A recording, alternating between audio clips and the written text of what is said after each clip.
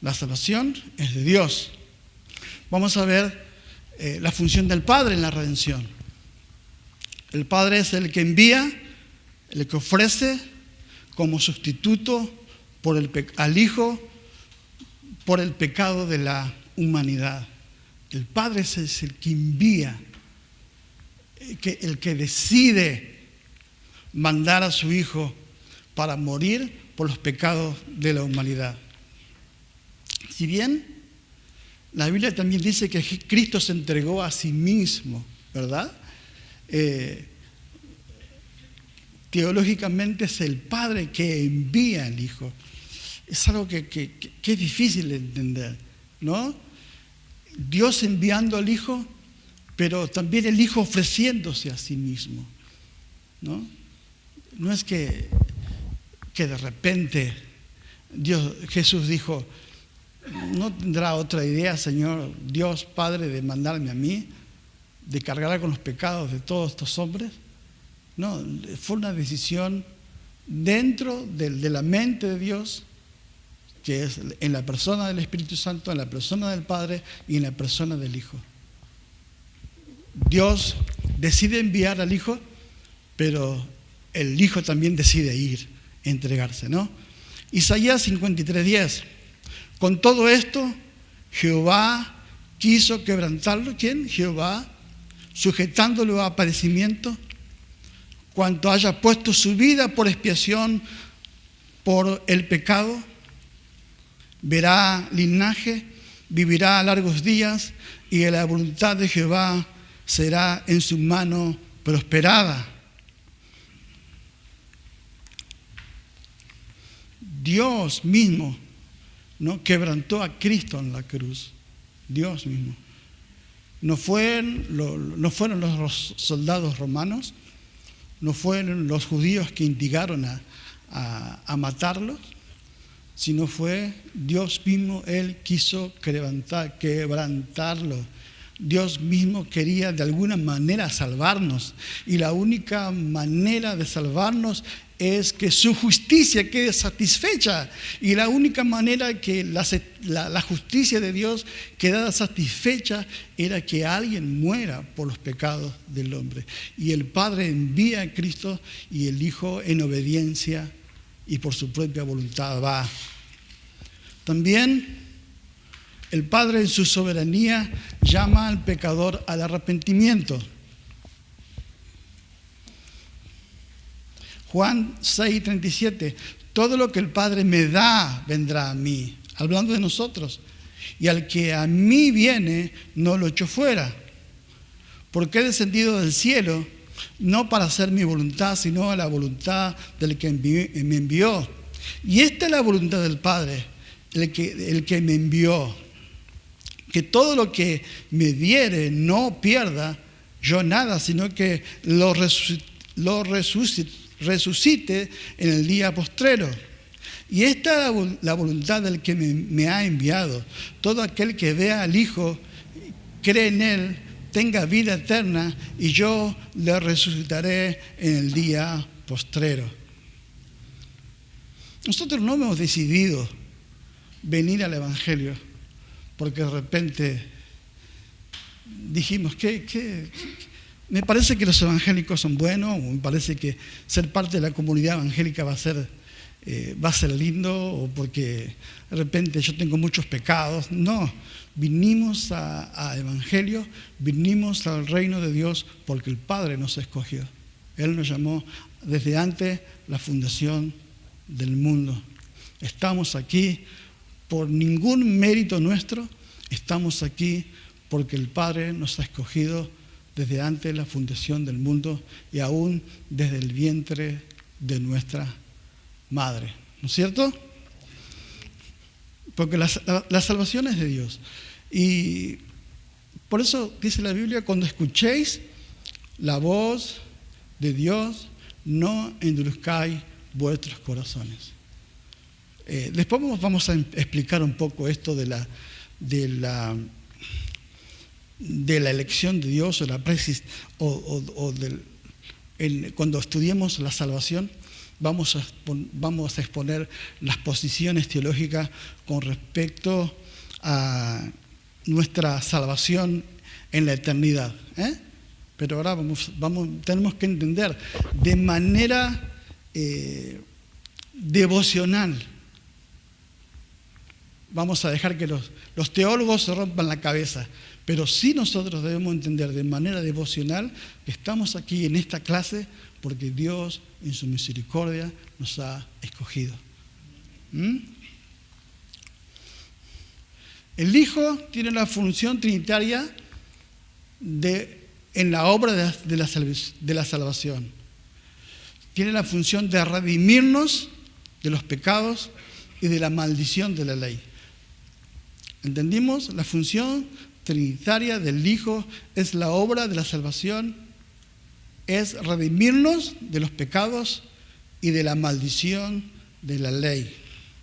Nosotros éramos malditos porque estábamos sujetos a la ley de la carne. Y éramos enemigos de Dios porque la ley escrita en nuestros corazones todos los días pecamos contra esa ley y la maldición de esa ley estaba en nosotros. Sin embargo, Cristo muere por nosotros, nos redime y nos hace libre de esa ley. Dice Gálatas 3:13, Cristo nos redimió de la maldición de la ley, hecho por nosotros la misma maldición, porque está escrito, maldito todo el que es colgado en un madero. Los judíos podrían matar a Jesús a piedra, porque él estaba según ellos, ¿no? Según los judíos, estaba quebrantando la ley de Dios, haciéndose pasar por Dios, y merecía el castigo de la muerte, y lo podrían matar por espada, como mataron a Jacob, podrían matarlo a piedrazos, como lo hicieron con Esteban, pero sin embargo ellos estaban dispuestos que Cristo muera como un maldito, colgado en un madero.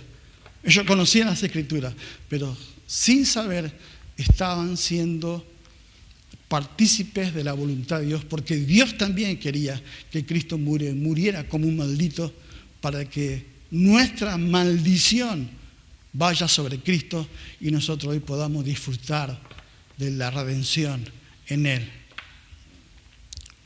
Nos reconcilia con el Padre. Nosotros éramos enemigos de Dios. Éramos enemigos de Dios.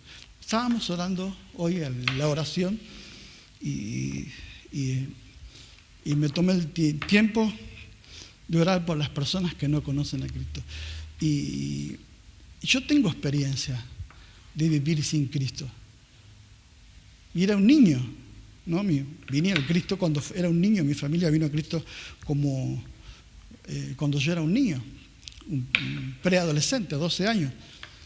Pero yo me acuerdo de manera patente lo que es vivir una familia enemistada con Dios, sin el perdón de Dios, sin reconciliarse con Dios. Yo soy testigo. Y yo pienso en las personas, y pensemos un poco en las personas que no conocen a Cristo, en los niños de las familias que no conocen a Cristo. Realmente es un infierno vivir sin Cristo, vivir sin reconciliarse con su Creador. 2 Corintios 5:19 dice que Dios estaba en Cristo reconciliando consigo al mundo, no tomando en cuenta a los hombres sus pecados, y nos encargó a nosotros la palabra de reconciliación. Qué bonito. Y qué responsabilidad y qué peso sobre nosotros. Dice que Dios estaba en Cristo para reconciliarnos con el Padre. Ahora ese mensaje de reconciliación nos ha dado a nosotros. Ocupa el lugar de la redención, de ser el único mediador entre Dios y los hombres. 1 Timoteo 2:5, porque hay un solo Dios y un solo mediador entre Dios y los hombres, Jesucristo, hombre. Amén. Es la única puerta al Padre, de forma exclusiva y excluyente. No hay otra puerta. hacia el Padre. No hay otra puerta hacia Dios. Juan 14:6, Jesús les dijo: yo soy el camino, la verdad y la vida, y nadie viene al Padre si no es por mí. Vamos a ver la función trinitaria del Espíritu Santo. La función trinitaria del Espíritu Santo es proveernos sabiduría e inteligencias. Efesios 1:8, que hizo sobreabundar para con nosotros en toda sabiduría e inteligencia. Ahora, el mundo busca, quiere, anhela una sabiduría y una inteligencia que no es la misma que nosotros buscamos. Dice Santiago que la sabiduría del mundo es animal, terrenal y diabólica. El mundo se rompe la cabeza a ver cómo se hace más rico, cómo se hace más importante, cómo hace más poderoso, cómo conseguir más placeres, cómo tener más comodidades. Sin embargo, Santiago dice que la sabiduría de Dios es amable, es pacífica, es benigna, es llena de fruto, no tiene incertidumbres. El mundo vive, aunque sea muy inteligente, el mundo vive en incertidumbre. La sabiduría de Dios nos permite vivir con una vida sin incertidumbre y sin hipocresía.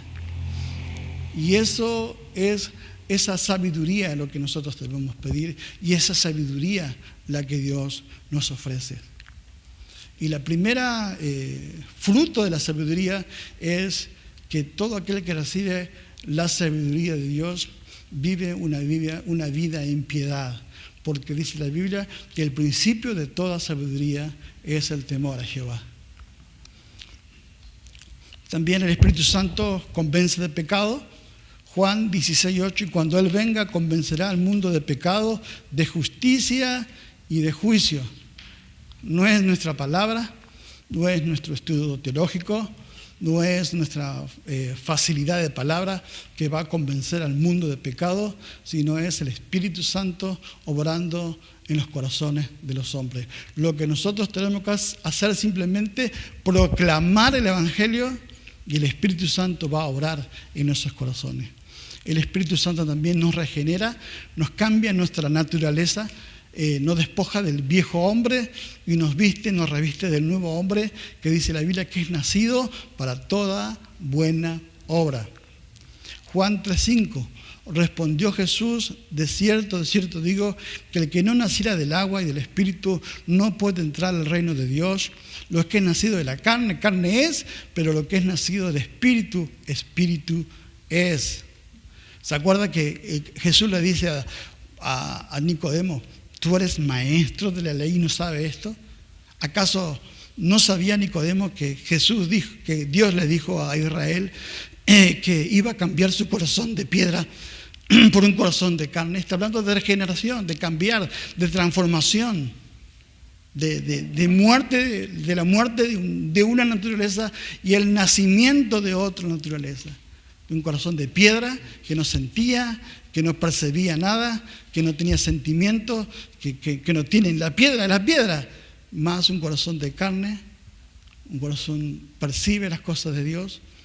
Por supuesto, aquí está hablando de carne de manera positiva, no negativa.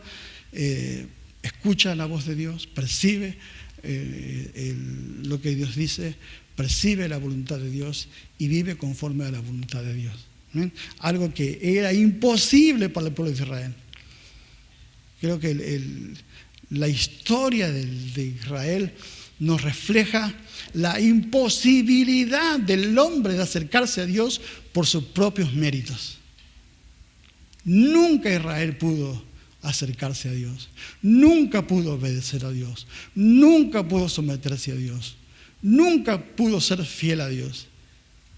Pero no solamente para que entendiera Israel que nunca iba a poder, sino para que nosotros también entendamos que nunca vamos a poder por nuestros propios méritos hacer la voluntad de Dios y vivir conforme a Dios quiere, porque es una obra del Espíritu Santo en la regeneración, donde Dios cambia el corazón del hombre para que sea un hombre y una mujer transformados, cambiados, conforme a la imagen de Cristo, a la imagen de Cristo. También el Espíritu Santo nos incorpora al cuerpo de Cristo, porque por un solo Espíritu fuimos todos bautizados en un cuerpo, sean judíos o griegos, sean esclavos o libres, y a todos se nos dio de beber del mismo Espíritu. El Espíritu Santo en la redención nos sella. Efesios 1:13, y Él también, en Él también vosotros, habiendo oído la palabra de verdad del Evangelio de nuestra salvación, habiendo creído en Él, fuiste sellado con el Espíritu Santo de la promesa. También nos santifica el Espíritu Santo.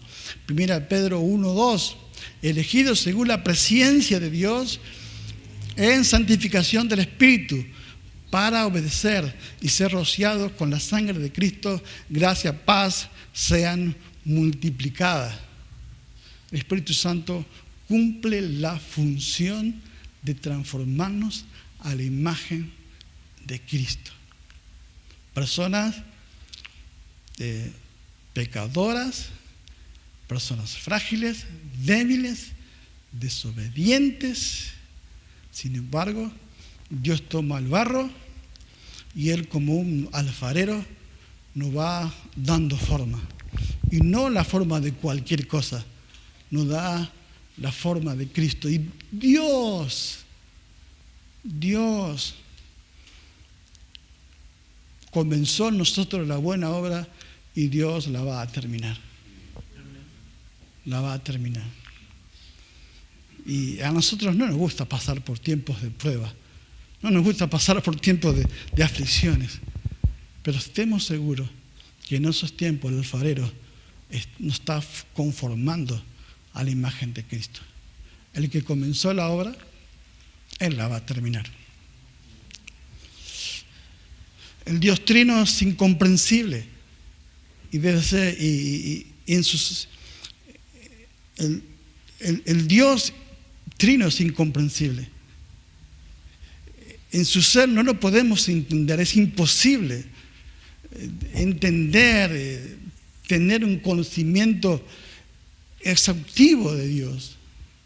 Nuestra mente, nuestro entendimiento no tiene la capacidad de entender y conocer a Dios.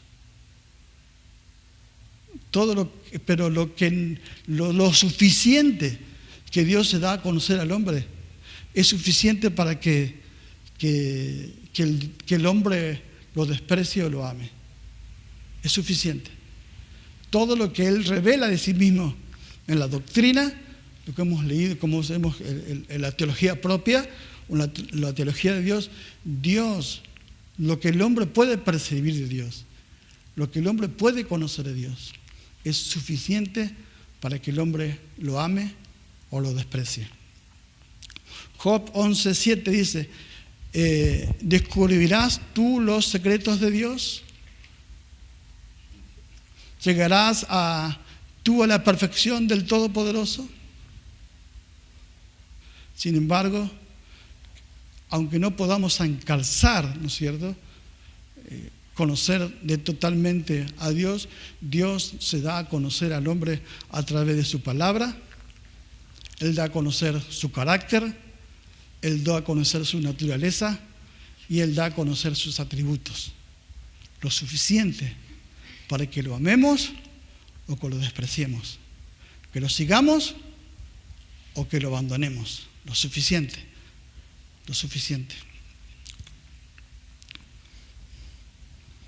A ver, sigamos un ratito más.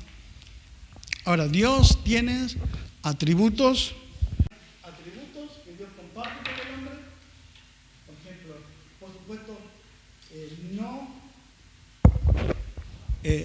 nunca nosotros vamos a, por ejemplo, Dios comparte, uno de sus atributos compartibles puede ser el amor. Por supuesto, no vamos a amar nosotros con la perfección y la naturaleza de Dios, pero sí Dios comparte con nosotros ese atributo o de compasión, de misericordia, en fin, de comunión, así como Padre. Jesús dice, así como el Padre y yo somos uno, así quiero que ustedes sean uno. Es decir, ese es un atributo compartible. Pero hay atributos que son incompartibles, que Dios son propios del ser Dios. Nadie puede obtener esos atributos. Nadie. Son propios de Dios. Por ejemplo, eternidad. Dios no tiene ni principio ni fin. Eso es propio solamente del ser Dios. Salmo 92. Antes que nacieran los montes y formase la tierra y el mundo, desde el siglo hasta los siglos, tú eres Dios. Aciedad, que Dios tiene autoexistencia, no depende de nada ni de nadie. Dios existe en sí mismo y está completo en sí mismo. Él no necesita de nadie y de nada, sin embargo, se acercó a nosotros. Hechos 17:24, el Dios que hizo el mundo y todas las cosas que en él hay, siendo Señor del cielo y de la tierra, no habita en templos hechos por manos humanas. Él existe en su propia gloria y está completo en su propia gloria. No necesita nadie creó a Dios. Él tiene autoexistencia. Él existe en sí mismo. Y Dios también posee inmutabilidad, es decir, Dios no cambia, Dios no cambia de parecer, su justicia va a ser siempre la misma, su amor siempre va a ser el mismo, su misericordia va a ser siempre el mismo. Y usted ve en la Biblia, Dios tuvo misericordia sobre este hombre, ¿será que tendrá sobre mí misericordia? Amén, va a tener misericordia porque Dios no cambia, Dios es el mismo. Malaquías 3:6, porque yo Jehová no cambio. Tiene omnipresencia, Dios está en todos lados, Dios está aquí con nosotros en este momento. Dios está presente en todo lugar, inclusive está en el infierno, actuando desde su justicia. Dios está en el infierno actuando con su justicia. Los hombres que han despreciado a Dios, los hombres que han despreciado a Cristo, están en el infierno y Dios está presente con su justicia, viendo cómo esos hombres sufren en la eternidad. Salmo 139:7 dice, ¿dónde me iré de tu espíritu y a dónde iré de tu presencia? Si subiera al cielo, allí estás tú. Si en el Seol hiciere mi estrado, y aquí, allí estás. Si tomare las alas del alba y habitar en el extremo del mar, aún allí me guiará tu mano, me asistirá tu diestra. Dios está en todos lados. Y no es cuestión de sentimientos. Aunque nosotros muchas veces no sintamos que Dios está, Dios siempre va a estar. Porque Dios no depende de nuestros sentimientos. Dios es Dios y Él va a estar en todo momento y mucho más al lado de sus hijos. ¿Ven? Uno puede estar en un hospital sufriendo y pensando, Dios me ha abandonado aquí. Dios ya no está conmigo. Sin embargo, Dios está ahí, Dios es omnipresente. Y una de las maneras especial de manifestarse de Dios es en el silencio. Es en el silencio. Allí, en un lugar, en particular en los tiempos de aflicciones, en el silencio de Dios, vamos a encontrar, como si fuera una paradoja, la voz de Dios. En el silencio de Dios vamos a escuchar la voz de Dios. Omnipotencia, Dios tiene poder para hacer todas las cosas. No hay nada que Dios no pueda hacer. No hay nada que dentro de su voluntad el Señor no pueda hacer. Omnipotencia. Dios hace todo lo que quiera en su voluntad. Lucas 1:37. Porque nada hay imposible para Dios. Cuando el ángel le da la noticia a María que iba a ser concebida por el Espíritu Santo, y María le dice, ¿pero cómo va a ser esto? Y ahí el ángel le dice de parte de Dios, nada hay imposible para Dios. Dios es santidad. Santidad. Hay una los hebreos tienen una manera de decir que cuando quieren que algo sea muy enfático, lo repiten 2 veces. Jesús, ¿se acuerdan? Toma esa costumbre dialecta y dice, de cierto os digo, ¿verdad? Y dice, bueno, escuchen esto porque lo que estoy enfatizando sobre esto, ¿verdad? Y encontramos en toda la Biblia donde se enfatiza, se repite 2 veces. Sin embargo, los ángeles en la eternidad dicen santo, santo, santo. Y mucho más de una palabra o algo, es algo sobrenatural la santidad de Dios. No tenemos nosotros la capacidad, no tenemos, no podemos percibir lo santo que es Dios, lo santo que es Dios. Porque Dios es santo, santo, es santo. Y santo significa algo que está separado. Dios está separado del pecado.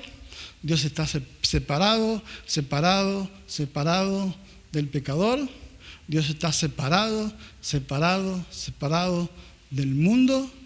Dios es santo.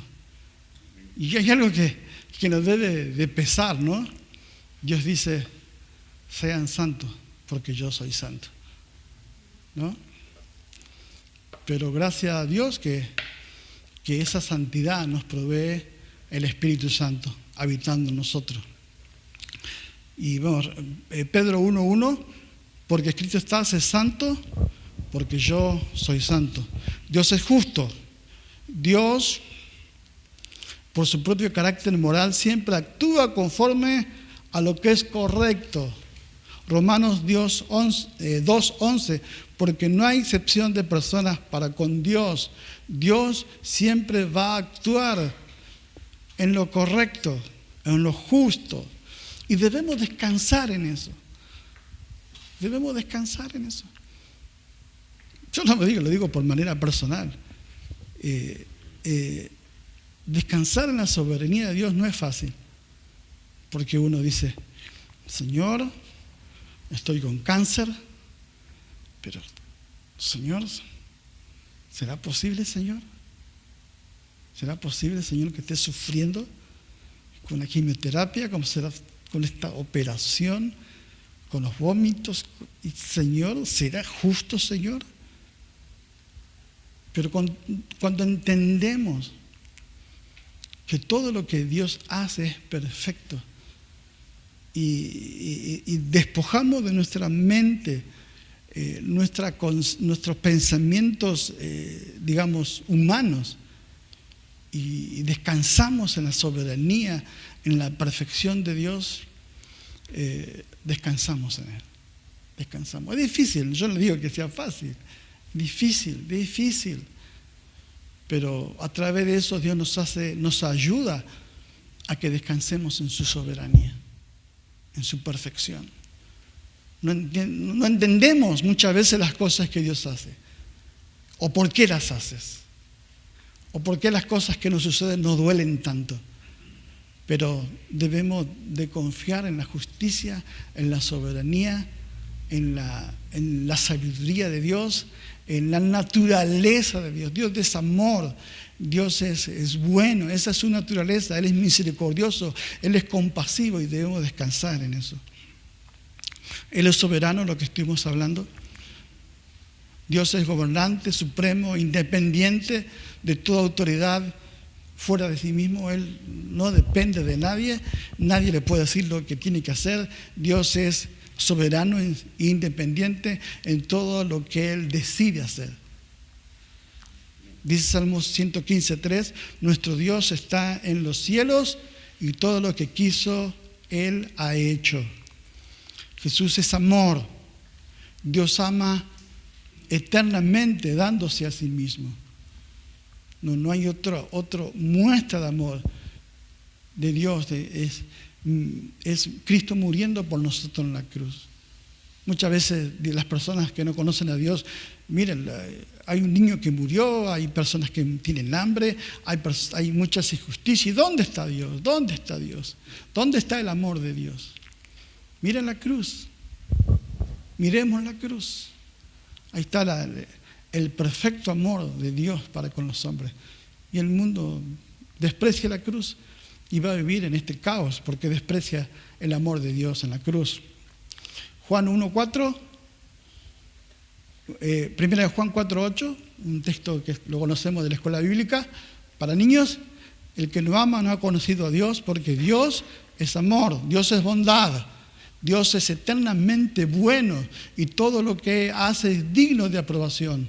Salmos 116:1 dice: aleluya, alabad a Jehová porque Él es bueno, porque para siempre es su misericordia. Dios es gracia en sí mismo. Gracia quiere decir, Él da favores a quienes no merecen. Eso quiere decir gracia. Nosotros estamos bajo la gracia de Dios, no merecíamos nada, sin embargo, Cristo nos bendice todos los días. Gracia es bondad hacia los que merecen castigo. Efesios 2:8, porque por gracia soy salvo, no por medio de la porque por gracia soy salvo por medio de la fe. Esto no es de vosotros, pues es don de Dios. Dios es misericordia.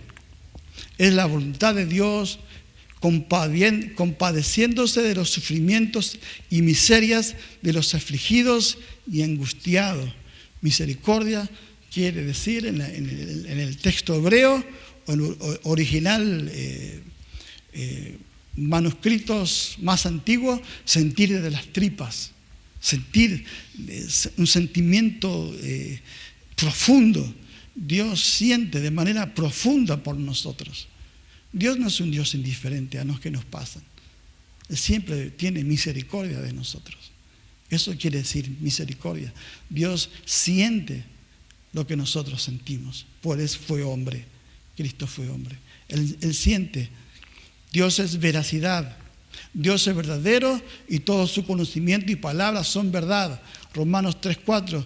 De ninguna manera, antes bien sea Dios veraz y todo hombre mentiroso, como está escrito, para que seáis justificados en sus palabras y venga cuando fueres juzgados. Debemos aclarar que todos estos atributos expresados son aplicados a las tres personas de la Trinidad. Las tres personas de la Trinidad son eternas, son amor, son misericordia, son preexistentes, son omnipotentes, son omnipresentes. El Espíritu Santo está en todos lados, Cristo está en todos lados, el Padre está en todos lados. Amén. Si usted quiere anotar en un cuaderno, hay una parte que saltamos ahí, donde dice que en el apunte hay textos que atribuyen atributos a las distintas personas de la Trinidad. Si usted lee el librito, va a ver ahí, hay anotado, ¿no?, diferentes atributos que son aplicables al Padre, que son aplicables al Hijo y son aplicables al Espíritu Santo. Le voy a pedir a Francisco que por favor me ayude. En nombre compuesto con Jehová o Yahvé, Jehová Jireh, Jehová proveerá. Génesis 22:14. Jehová Nise, Jehová es mi bandera. Éxodo 17:1. Jehová Salom, Jehová es paz. Jueces 6:24. Jehová Sabaoth, Jehová de los ejércitos. Primera de Samuel 1:3. Jehová Rafa, Jehová es mi pastor. Salmo 23:1. Jehová Rafa, el Señor sana. Éxodo 15:26. Jehová es Sideken, Kenú. Jehová es nuestra justicia. Génesis 23:6. Jehová Sama, Jehová está presente. Ezequiel 48:35. Jehová Jehová es nuestra santificación. Éxodo 31:13. Gloria a Dios. Amén.